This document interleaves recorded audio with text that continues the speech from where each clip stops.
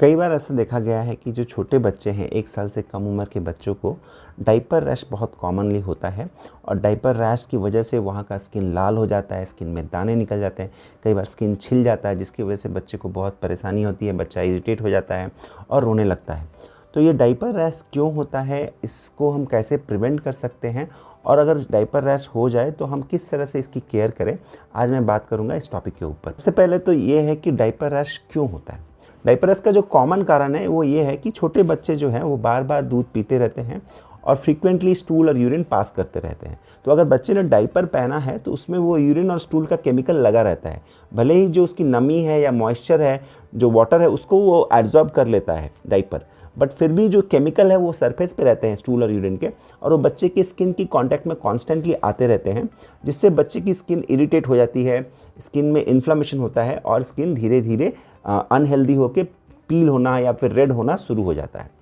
तो ये तो डायपर रैश का मेन कारण है। इसके अलावा क्या होता है, कई बार लूज मोशन के टाइम पे जो बच्चा फ्रीक्वेंट लूज मोशन कर रहा होता है तो उसमें कई तरह के एक्स्ट्रा केमिकल्स होते हैं जिसकी वजह से स्किन और ख़राब हो सकती है। एक और इम्पॉर्टेंट कारण है कि अगर बच्चा बहुत देर तक डायपर पहना हुआ है तो डायपर और स्किन के बीच में कॉन्स्टेंटली फ्रिक्शन होता है, स्पेशली अगर टाइट डायपर पहना हो तो उस फ्रिक्शन की वजह से भी स्किन छिल जाता है। और एक चीज़ ये है कि जो डिस्पोजेबल डायपर है, जो सिंथेटिक मटेरियल से बना होता है, उसमें स्किन के अंदर कोई एयर सर्कुलेशन नहीं पहुंचती है और स्किन को हेल्दी रहने के लिए एयर का एक्सपोजर या उसको थोड़ा सा हवा मिलना बहुत ज़रूरी है, जो कि डिस्पोजेबल डायपर में नहीं होता है। कई बार बच्चे 3-4 घंटे तक लगातार वही डायपर पहने रहते हैं और उसमें थोड़ा भी हवा अंदर नहीं जाती तो स्किन अनहेल्दी बन जाता है। दूसरी चीज़ ये है कि कई बार क्या होता है कि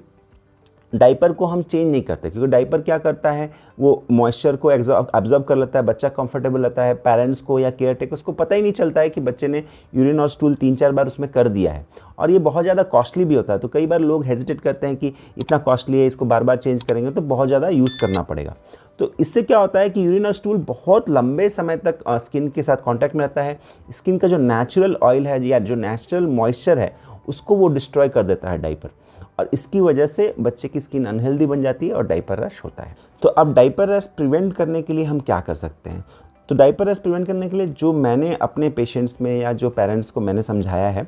कि आप डिस्पोजेबल डायपर को कम यूज़ करो, जो सिंथेटिक मटेरियल का रेडीमेड डायपर आता है उसको कम से कम यूज़ करो। और इसके बारे में मैंने एक डिटेल वीडियो बनाया है कि कॉटन नैपीज़ और डिस्पोजेबल डायपर को कैसे बच्चों में यूज़ करें, कौन सा किस टाइम पे यूज़ करना चाहिए। बट इन समरी ये बताता हूँ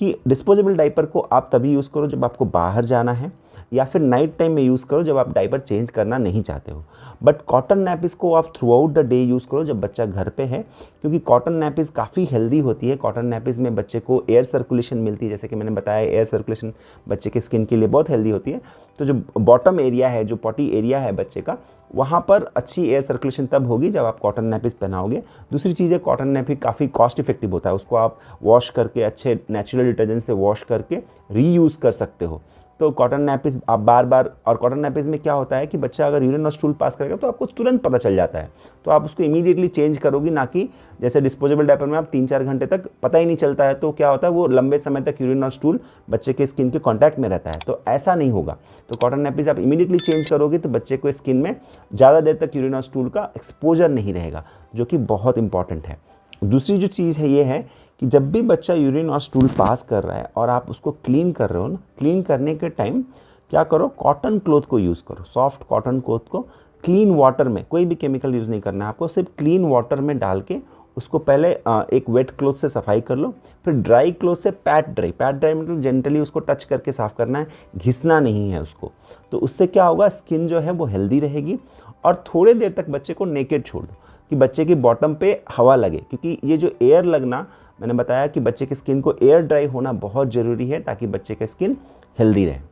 और जब बच्चे की स्किन ड्राई हो जाए तो आधे घंटे या 15 मिनट के बाद आप उस पर बैरियर क्रीम लगाओ, जो कि पेट्रोलियम जेली की बैरियर क्रीम या जिंक की बैरियर क्रीम आती है, जो नॉर्मल बैरियर क्रीम है वो लगाओ, ताकि वो स्किन को हील करने में या स्किन को सॉफ्ट या मॉइस्चर जो है स्किन की वो मेंटेन करने में हेल्प करे। अगर आप इतना कुछ सही तरीके से करते हो रेगुलरली तो बच्चे को डायपर रैश बहुत कम होगा और चांसेस रिड्यूस हो जाएंगे। इसके अलावा भी अगर कभी बच्चे को डायपर रैश होती है तो आप बैरियर क्रीम के साथ कुछ मेडिकेटेड क्रीम आपके डॉक्टर के प्रिस्क्रिप्शन के अकॉर्डिंग ले लोगे तो डायपर रैश ठीक हो जाएगा। तो जनरली यही समझ लें कि डायपर रैश को प्रिवेंट करने के लिए आप ज़्यादा से ज़्यादा डिस्पोजेबल डायपर को अवॉइड करें और कॉटन नैपकिन्स को ज़्यादा यूज़ करें। डिस्पोजेबल डायपर को तभी यूज़ करें जब आपको बाहर जाना है या फिर नाइट टाइम में जब बच्चे को सोना है उस टाइम पे आप यूज़ करो। और जब भी स्किन को अच्छे से सफाई करो, क्लीन रखो, तो आपको डेफिनेटली डायपर रैश की प्रॉब्लम नहीं होगी। मैं आशा करता हूँ कि इस वीडियो से आपको डायपर रैश के रिलेटेड जो भी क्वायरीज़ या डाउट्स हैं वो क्लियर हो गए होंगे। अगर आपको ये वीडियो पसंद आया है तो ज़रूर दूसरे पेरेंट्स के साथ शेयर करें, चैनल को सब्सक्राइब करें, ताकि जो भी मैं वीडियो डालूँ चाइल्ड हेल्थ केयर के बारे में जिसमें कि हम साइंटिफिक इन्फॉर्मेशन देते हैं तो आपको वो मिलती रहे, ताकि आपका बच्चा हेल्दी रहे, अच्छे से ग्रो करता रहे। Thank you for watching the video. हमारे सारे वीडियोस को सबसे पहले देखने के लिए सब्सक्राइब करें एंड रेगुलर अपडेट्स के लिए बेल आइकॉन पर क्लिक करें।